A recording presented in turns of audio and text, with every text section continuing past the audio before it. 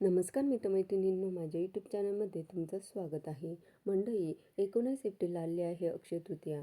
आता या अक्षय तृतीयेच्या दिवशी शेगडीची अर्थात आपल्या घरातल्या गॅसची पूजा करायला सांगितली जाते. पण ही पूजा का करावी, कशी करावी आणि सगळ्यात महत्त्वाचं, गॅसच्या शेगडीचं पूजन अक्षय तृतीयेच्या दिवशी केल्याने नक्की आपल्याला काय काय लाभ होतो, या सगळ्या प्रश्नांची उत्तरं या एकाच व्हिडिओत देण्याचा प्रयत्न करणार आहे. तेव्हा व्हिडिओ शेवटपर्यंत नक्की ऐका. अक्षय तृतीयेचा दिवस हा 3.5 मुहूर्तांपैकी एक आहे. या दिवशी सोनं खरेदी करण्याइतकंच दानधर्मालाही महत्त्व आहे. तसंच या दिवशी माता लक्ष्मीची आणि भगवान श्रीहरी विष्णूची पूजा केली जाते. अक्षय तृतीयेच्या दिवशी चैत्र गौर म्हणून माहेरी आलेल्या अन्नपूर्ण देवीची सासरी पाठवणे सुद्धा होते. तिच्याच पूजेचा एक भाग म्हणून स्वयंपाकघरात शेगडीची पूजा करावी असं सांगितलं जातं. वास्तविक पाहता पूर्वी आपली आई, आजी, पणजी रोज रात्री स्वयंपाकघर स्वच्छ करून दुसऱ्या दिवशी शेगडीला हळदी कुंकू वाहून आणि रांगोळी काढूनच स्वयंपाकाची सुरुवात करत होत्या. सध्याच्या धकाधकीच्या जीवनात या गोष्टी रोज करणं शक्य नाही. म्हणूनच सण उत्सवाच्या निमित्ताने का होईना पण या गोष्टी व्हायला हव्यात. मग आता ही शेगडीची पूजा किंवा गॅसची पूजा कशासाठी करावी? शेगडीची पूजा ही अन्नपूर्णेची पूजा आहे. ती आपल्याला कधीही अन्नधान्याची उणीव भासू देत नाही. ती अग्नीची पूजा आहे, ज्याच्या कृपेमुळे रुचकर जेवणाची चव आपल्याला चाखायला मिळते. म्हणून शेगडी स्वच्छ पुसून त्याच्याभोवती सुंदर रांगोळी काढावी, हळद कुंकू व्हावं, अन्नपूर्णा स्तोत्र म्हणावं. आता तुम्ही म्हणाल की अन्नपूर्णा स्तोत्र आम्हाला म्हणता येत नाही किंवा आम्हाला ते कसं म्हणायचं ते माहीत नाही. काही हरकत नाही. तुम्ही देवीचा एक छोटासा श्लोक म्हणू शकता. कुठला श्लोक आहे सांगते ऐका. या देवी सर्वभूतेषु क्षुधारूपेण संस्थिता नमस्तस्ते नमस्तस्ते नमस्तस्ते नमो नमः. श्लोक पुन्हा एकदा ऐका. या देवी सर्वभूतेषु क्षुधारूपेण संस्थिता नमस्तस्ते नमस्तस्ते नमस्तस्ते नमो नमः. ज्याप्रमाणे अन्नपूर्णेच्या कृपेमुळे आपली उपासमार होत नाही, त्याचप्रमाणे जो गरजूवंत आहे त्यांना आपण यथाशक्ती मदत केल्याने अन्नपूर्णेचाच आशीर्वाद आपल्याला सदैव राहतो. तहानलेल्याला पाणी आणि भुकेल्याला अन्न देण्यासारखं दुसरं पुण्यकर्म नाही. आपण भलेही श्रीमंत नसू द्या, पण तरीसुद्धा आपल्या घासातला घास काढून देण्याइतका किंवा दुसऱ्यांसाठी 2 घास मिळवून देण्याइतका मनाचा मोठेपणा आपण दाखवला तर आपला आनंद, समृद्धी आणि ऐश्वर अक्षय राहील, यात वादच नाही. अक्षय या शब्दाचाच अर्थ असा आहे की कधीही न संपणारा. म्हणूनच अक्षय तृतीयेच्या दिवशी आपण जे काही करतो, जी साधना करतो, जी उपासना करतो, जेवढा जप तुम्ही करता, जेवढी पूजा तुम्ही करता, त्या सगळ्याचं फळ तुम्हाला अक्षय पुण्याची प्राप्ती करून देत असतं. म्हणूनच अक्षय तृतीयेच्या दिवशी जास्तीत जास्त साधना उपासना करावी किंवा तुमच्या काही गुरुमंत्र असेल, कुलदेवतेचा मंत्र असेल तर त्याचा जास्तीत जास्त जप करावा असं सांगितलं जातं. मग अक्षय तृतीयेच्या दिवशी आठवणीने गॅसची पूजा करा. त्यामुळे अन्नपूर्णेचा आशीर्वाद तुम्हाला मिळणार आहे आणि तुमच्या घरातल्यांचं आरोग्यसुद्धा पौष्टिक भोजन खाल्ल्यामुळे चांगलं राहणार आहे. आणि त्याचबरोबर तुमची नेहमीची जी काही साधना असेल ती करा, पण ती अक्षय तृतीयेच्या दिवशी जरा जास्त करा. त्यामुळे काय होईल तर तुमच्या साधनेचं फळ तुम्हाला दुपटीने तिपटीने मिळेल आणि तुमचं कल्याण होईल. अक्षय तृतीयेचा दिवस केवळ खरेदी आणि शुभ कार्यासाठीच नाही बरं का, तर दानासाठी सुद्धा खूप खास आहे. या दिवशी केलेले दान अनेक पटींनी अधिक फळ देतं. त्यामुळे अक्षय तृतीयेच्या दिवशी दान अवश्य करा. तुमच्या आयुष्यात जर काही समस्या असतील, तुमचं काम अडकलेलं असेल, तर ते होत नसेल किंवा तुमचं उत्पन्न वाढत नसेल, अशा कुठल्याही प्रकारच्या समस्या, कौटुंबिक समस्या असतील तर त्यासाठी दान करणं हा उत्तम पर्याय आहे. त्यामुळे आपल्या पुण्यामध्ये भर पडते आणि आपल्या समस्या सुटायला मदत होते. आणि ते दान तुम्ही अक्षय तृतीयेला जर केलंत ना तर विचारू नका. आणि या दिवशी विवाह, गृहप्रवेश, नवीन कार्य सुरू करण्यासाठी आणि सोनं चांदी खरेदी करण्यासाठी हा काळ शुभ आहे.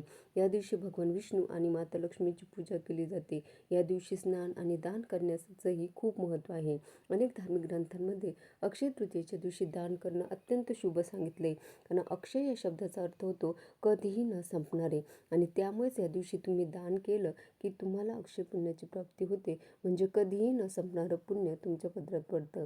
महादानाचं महत्त्व स्कंद पुराणातील प्रभाखंडात सांगितलं आहे. यानुसार गाय, सोनं, चांदी, रत्न, तीळ, वस्त्र जमीन, गादी, अन्न, दूध तसेच इतर आवश्यक वस्तू दान करणं शुभ मानलं जातं. आणि गरुड पुराणात असंही म्हटलं आहे की जी व्यक्ती दान करत नाही ती गरीब होते. त्यामुळे तुमचं जे काही उत्पन्न आहे त्यातील काही भाग तरी, थोडासा भाग तरी दान नक्की करा. जितकं द्याल त्याच्या दुप्पट तुम्हाला मिळेल. बरं, हे दान कधी करावं? धार्मिक ग्रंथांमध्ये असं सांगितलं आहे की काही दानाचे फळ पुढील जन्मात मिळते. तसंच ठराविक दिवशी केलेल्या दानाचं फळ सामान्य दिवसांपेक्षा अनेक पटीने जास्त मिळतं. अक्षय तृतीयासुद्धा असाच एक दिवस आहे. या दिवशी केलेलं दान 10 पट अधिक फळ देतं. या दिवशी जव, मूग, हरभरा, तूप, मीठ, तीळ, काकडी, आंबा, मैदा, कडधान्य, कपडे, पाण्याची भांडी दान करणं खूप शुभ मानलं जातं. हे दान कुंडलीतील ग्रहांची स्थिती मजबूत करतं आणि जीवनातील प्रत्येक वाट यशाची करून देतं.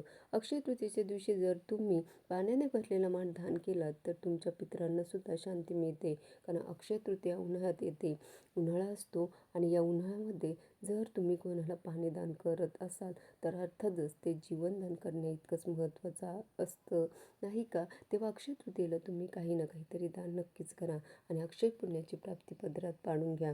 मित्रांनो, अक्षय तृतीयेच्या दिवशी ज्या गोष्टी करू नयेत त्यात सगळ्यात पहिली गोष्ट म्हणजे रागराग करू नये. अक्षय तृतीयेच्या दिवशी आपल्या मनात कुणाबद्दलही राग असेल तर तो सोडून द्यावा. राग मनात ठेवू नये, कारण या दिवशी आपण भगवान विष्णू आणि माता लक्ष्मी यांची पूजा करत असतो. आपल्या घरात समृद्धी यावी म्हणून. पण जर आपल्या मनामध्ये एखाद्या व्यक्तीबद्दल राग असेल तर माता लक्ष्मी आपल्यावर प्रसन्न होत नाही असं म्हटलं जातं. म्हणूनच अक्षय तृतीयेच्या दिवशी कुणाबद्दलही राग, द्वेष, मत्सर मनामध्ये ठेवू नका. त्यानंतर दुसरी महत्त्वाची गोष्ट म्हणजे रिकाम्या हाताने घरी जाऊ नका. असं मानलं जातं की अक्षय तृतीयेच्या दिवशी लाभ होण्यासाठी सोन्याची एखादी तरी वस्तू खरेदी करावी. या दिवशी घरी रिकाम्या हाताने जाणे अशुभ मानले जाते. जर सोनं खरेदी करणं शक्य नसेल तर तुमच्या क्षमतेनुसार धातूपासून तयार केलेली एखादी वस्तू तुम्ही खरेदी करू शकता, परंतु रिकाम्या हाती घरी जाऊ नका. आणि त्यानंतर तिसरी गोष्ट म्हणजे स्नान न करता तुळशीची पानं तोडू नका. मंडळी, आपण अक्षय तृतीयेच्या दिवशी माता लक्ष्मी आणि भगवान श्रीहरी विष्णू यांची पूजा करतो आणि या पूजेमध्ये अर्थातच त्यांना तुळशीपत्र वाहतो. परंतु हे वाहत असताना लक्षात ठेवा की तुळशीची पानं तुम्ही जेव्हा तोडाल तेव्हा तुम्ही स्नान करून शुद्ध झाले असाल. मनाने आणि शरीराने शुद्ध होऊन तुळशीची पानं तोडावी आणि मग ती ईश्वराला अर्पण करावी. इतकंच नाही तर समृद्धीसाठी भावकांनी अक्षय तृतीयेच्या दिवशी चुकूनही भगवान विष्णू आणि माता लक्ष्मी यांची वेगवेगळी पूजा करू नये. दोघांची एकत्र पूजा करावी. त्यामुळे तुमच्या घरात अक्षय समृद्धी येते असं म्हटलं जातं. मंडळी, आपण पाहिलं की अक्षय तृतीयेच्या दिवशी काय करू नये.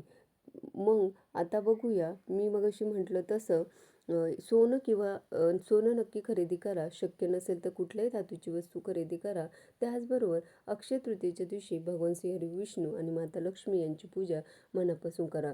जप, जाप, होम, हवन तुम्हाला जेवढं करता येईल, नामस्मरण येईल तेवढं करा. की अक्षय तृतीयेच्या दिवशी जी उपासना आपण करतो त्या उपासनेचे अक्षय पुण्याची प्राप्ती आपल्याला होते असं म्हटलं जातं. आणि जी काही उपासना आपण करतो त्याचं दुप्पट फळ आपल्याला मिळतं असं सुद्धा म्हटलं जातं. म्हणून अक्षय तृतीयेसारखा पावन पुण्य दिवस दुसरा कोणताच नाही. धन्यवाद.